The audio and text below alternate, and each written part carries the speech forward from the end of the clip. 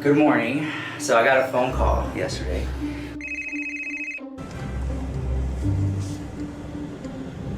Oh my God! Hi!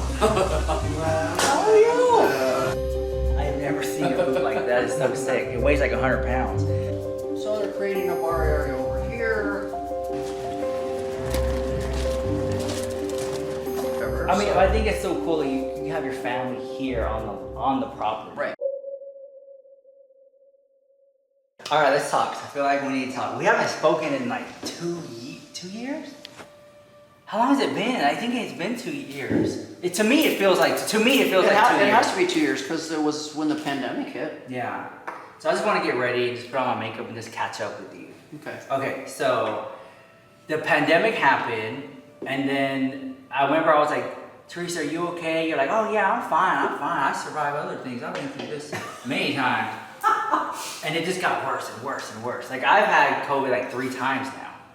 And you're vaccinated. And I'm vaccinated, yeah. But I feel like and I'm not vaccinated, and I've never got it.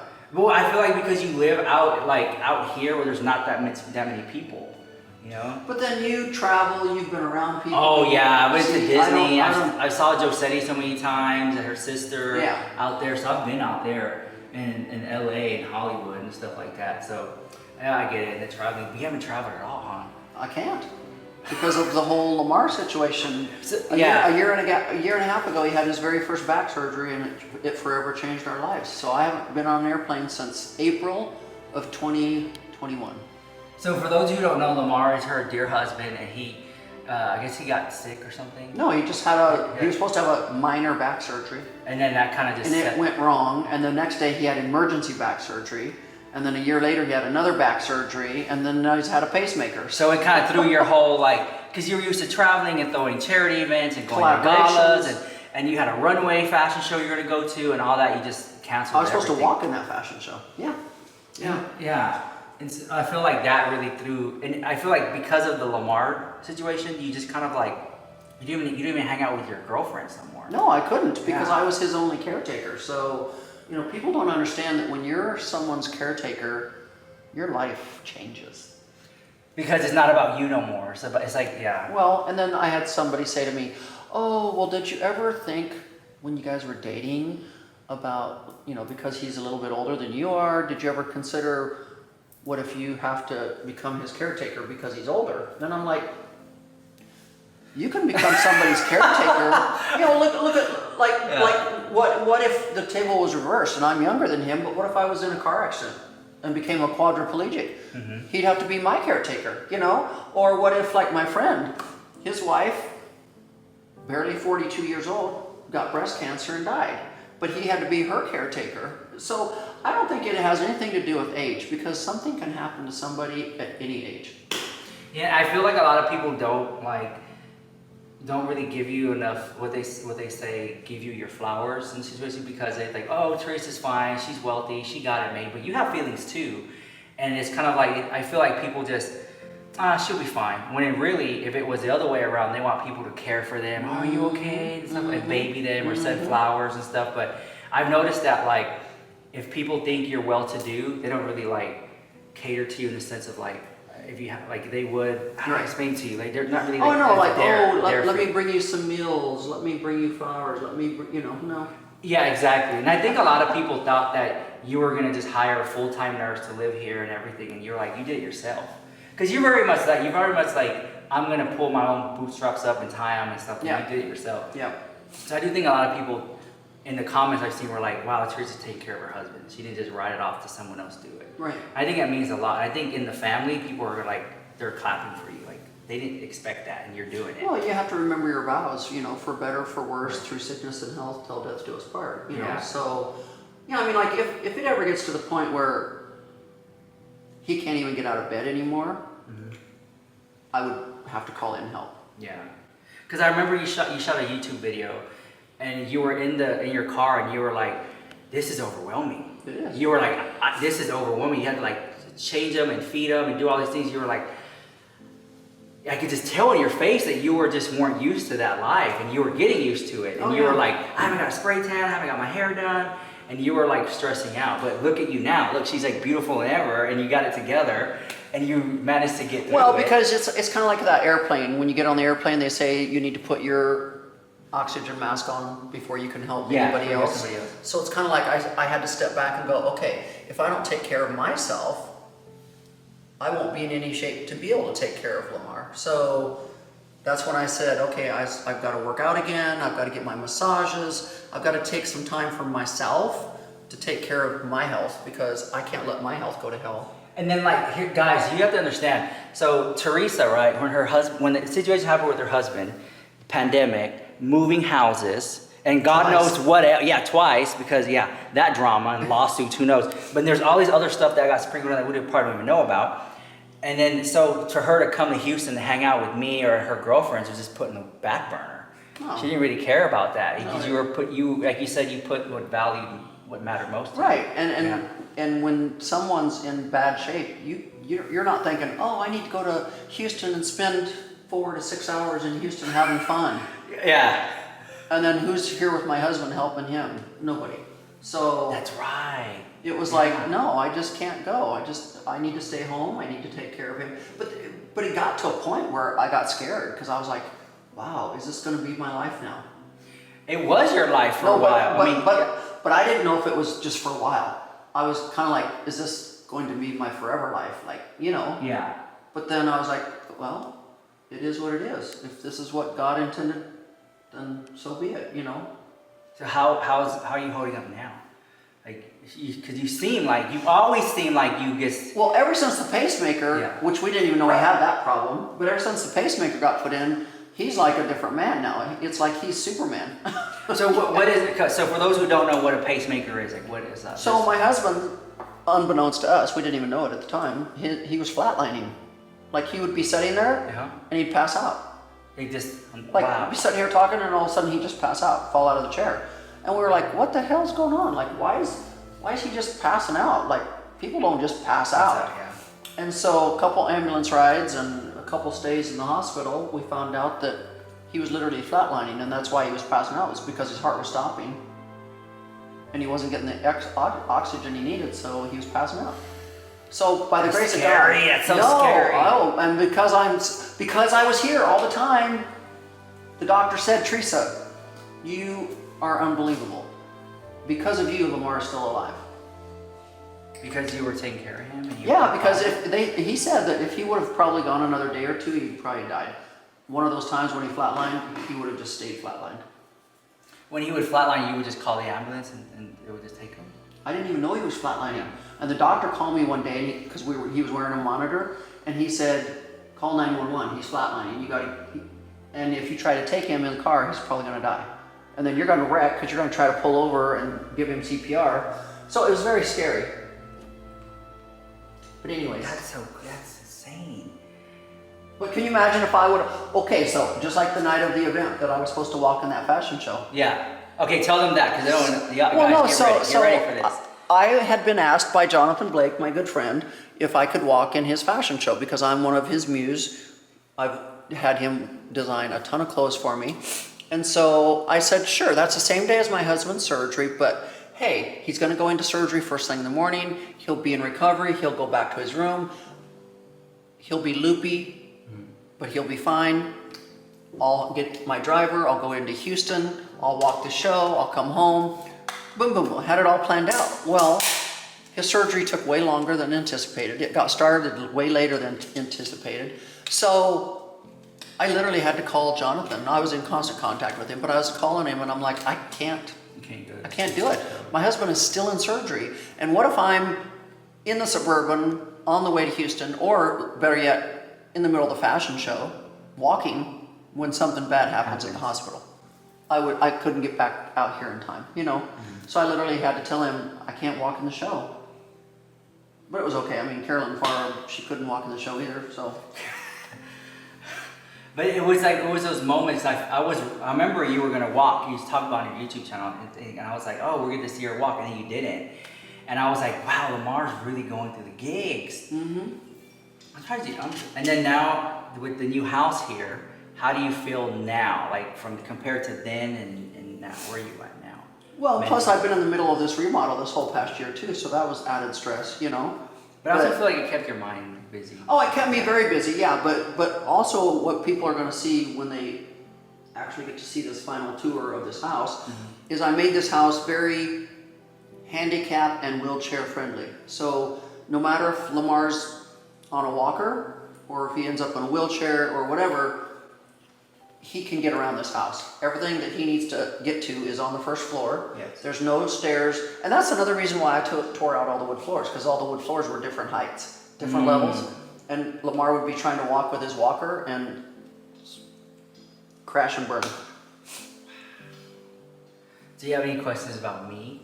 And I'll be caught up with you. Well, yeah, like, what have you been doing? Like, other than jetting all over the world and having fun and going to Disneyland and Disney World and seeing my girlfriend Jose and just going to Vegas. Well, pretty much that. Living your normal life. Because I felt like, because once I got vaccinated and I saw numbers were going down and stuff and everything opened up again, I was like, okay, I can move around. Because I didn't want to just like stay home and do nothing. I wanted to live my life. And I didn't have anything holding me back. So I was like, so I did it. But I did move out of that big expensive apartment I had that you saw. Oh yeah. I moved you're out of not that there one. no more? I was there a year. They wanted, well, after you left, they built something right in front, so I didn't have no more view. I remember that. And the guy wanted me to rent to own it or buy it, but he didn't want to come down on the price. And I was like, well, there's a view now. So anyways, I ended up moving out. I just moved down the street to Travis Scott's apartment. Remember that rapper Travis Scott? He lived at this building that I'm at now. He got kicked out for too many parties and stuff. And when he left, a lot of people left because it was like the party building. So when he left, everyone else left, and that's when I came into it. So you got to see that one too. You'll love how it looks. Right. Like shook. Right. If you ever come to Houston, that'll be a video for you to check out too. I'm getting my life back. Yeah. And I just, whoa, how did I fix my makeup here? Damn it. I hate when that happens. But anyways, I just kind of felt like, I don't know, I've just been doing me, just like living. And then I lost a lot of weight too. Right. I hope you ever see it. I don't know if you can or not. Well, of course I can. Because I can't see it because I'm in the body. Well, yeah, because I'm in it. You probably did it over a period of time, so it was slow and steady. So it wasn't like you just woke up and within 2 weeks dropped 50 pounds. But you can tell. Oh, big time. So I've been working on my fitness a lot, work out every single day. I'm eating a lot healthier now. I didn't do I do like a little bit of keto, a little bit of vegetarian, and just chicken. Because I remember you like to go get the chicken breast, and then you just eat that. Yeah. So I do a lot of that. Yeah. But other than that, it's hard. Because if it was easy, everybody would be doing it. Of course. But you develop those patterns of behavior, like the way you eat. So. We got to remember a bad habit, and I call that a bad habit. We start eating bad when we're little kids. Mac and cheese and Cheetos, and I mean, you could get away with all that when you're a little kid, but you get used to those flavors. You get used to that. So and as an addicting. adult, you're like, ooh, I want some mac and cheese. And that's the last thing you need as an adult is mac and cheese. So that bad habit starts as a little kid. Yeah. And then by the time you're in your 20s and 30s, somebody wants you to change the way you eat. You're like, no, I like eating this way. Because you're used to it. Yeah, you're used to it. Yeah. And then I got the teeth procedure. I don't know if I got that the last time you saw me or not. I remember it. I don't think you So I have. got 10 on top, 10 on bottom. And I've learned, so when I got the teeth done, then one day I woke up and everything on top and the bottom was bloodshot red and like swollen. And I was like, this feels weird. And I went to the doctor and she said, she cleaned it up. And she said that due to me eating so much sugar, it caused an infection. And she was like, if you don't manage your weight and how you eat, because it's all connected, you could just lose all your teeth. And you just bought them. Yeah. And I was like, no. So because of then, I started the weight loss journey. Right. Because out of being scared. And Of it was, course. yeah. So because I was so scared of losing my teeth and eating so much sugar, I totally just revamped everything. I lost. So my A1C, which is like your blood sugar level, mine was a 12. And normally it should be like a 6 or below. No, you should be like a 4.7 to a 5.6. So then I went from a 12 to a 6, and I dropped it. Nice. And the doctors were like shook, and they took me off all these medications, like the thyroid medicine, the diabetes medicine. They took me off of it because the numbers were actually good for me. Right. I was like, just diet and exercise changed so much. And you just gotta make it a habit because once I lost the weight, The part was just maintaining it. Right. That's the hard part. Yeah. So many people lose weight and then they gain it back, Oh, yeah. and then some. Oh yeah. And so yeah. But I just feel like I'm blessed. I feel like I got another life, and I added years to my life on that. Because I don't want. I see so many people die of heart attacks. But isn't your mom a nurse? But she would always say, "Don't eat so much starch." But she didn't Just didn't want to listen. She didn't really like pressure it on me. Yeah, she was like, "Don't eat so much starch. It turns to sugar. Don't eat so much carbohydrates." And then I see like people passing away of heart attacks and stuff like that. And I'm like, in their sleep, and they're like 30, 40. That's insane. I don't want to do that. I don't want to be like that. But Yeah. I mean, we're all gonna die. I just don't want to. I want to die. Like, I want to live as long as I can. Well, you can be preventative. Yeah. You know, I mean, if you die early because of diabetes and being overweight, it's self-induced. Yeah, it's like you're slowly killing yourself. Yeah. So I made a video called My Diagnosis, and it takes us to all the doctor's appointments. So that's already on my channel. It is really good. And it was, it took us to, I got the surgeries done, the plastic surgery, the before and after, and I had all the visceral fat. Because you were telling me, okay, you did all this, but you still have visceral fat underneath it. Yeah. For those of you that don't know what visceral fat is, Yes. it's the fat that's in between all your organs. So you can go and get liposuction till you're blue in the face, but that fat that's in there around all your organs, that stays in there. And that's very scary because that fat, that visceral fat, can choke your other organs. So I think that's decreased a lot too. So then I went to my doctor and I'm like, hey, and maybe you know about this. So you're working out, you're exercising, but you're still stuck at this weight. And I was like, I went to my doctor and I was like, I plateaued. I don't know what I'm doing everything I can, and I can't see myself doing anything more. So I need help. And he gave me that Ozempic thing, which just suppresses your appetite. You eat a lot. Yeah, that's FDA. But how do you get, like, have you ever plateaued, and how do you, so what do you do to really, I don't know how to explain it. I can restrict my diet a little more. Even more. Or I can do 2-a-day workouts. You know, do it in the morning and do it again at night. That's really going on. But I know it's not like that forever. It's like, okay, I just need to get myself off this plateau. Yeah. So I know whatever I'm going to do is just short-lived because I got to knock myself off that plateau. But yeah. Yeah, so that's I plateaued until he put me on the Ozempic thing, which I was like, I'm surprised you knew about it. I didn't think you knew about Ozempic. Oh, it's all over. Yeah, I mean, like I've got other people, other friends. I've got lots of people that I know that are doing it. Yeah. So it's just a once a week injection. You just take once a week, and it just suppresses your appetite. So where do you put your shot? I put it right here in my leg, or I put it up here. One of those two. And then it's expensive though. It's $780 for me. Yeah, and that's with insurance and a coupon from the manufacturer. Jesus. I wonder if I can get it free. Can I see some people and I'm like, are they getting it free or are they paying out of pocket? So I don't know. I'm gonna talk to my doctor about it. Like, okay. Is that per month? Per month. Oh my God. I just think that's insane for medication. Too expensive. Yeah. But it works though. But I don't know. I just feel blessed. I'm able to have those opportunities to even get on. How long have you been on it? 1 month. Yeah. You dropped that much weight in 1 month? No. When I plateaued, I dropped like 5. Oh. Ozempic makes me lose about 2 pounds a week. Yeah. Yeah, give or take. Because I think that's a healthy alternative, but anyways. But guys, we're gonna do a house tour now that I caught up with Theresa.